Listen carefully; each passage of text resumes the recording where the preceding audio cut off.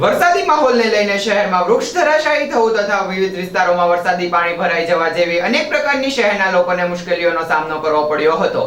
ભાવનગર શહેરમાં વરસાદી માહોલને લઈને શહેરના લોકોને અનેક પ્રકારની મુશ્કેલીઓનો સામનો કરવો પડ્યો હતો, જેમાં સવારથી વરસાદ વરસતા અનેક જગ્યાએ મુશ્કેલી સર્જાઈ હતી. વરસાદ સાથે પવન ફૂંકાવાથી રેલવે સ્ટેશન નજીક વૃક્ષ ધરાશાયી થયું હતું. ભાવનગર પરા રેલવે સ્ટેશન તરફ જવાના રસ્તા પર વૃક્ષ ધરાશાયી થતા રસ્તો બંધ થયો હતો, જેને લઈને ચાલુ વરસાદે લોકોને મુશ્કેલીનો સામનો કરવો પડ્યો હતો.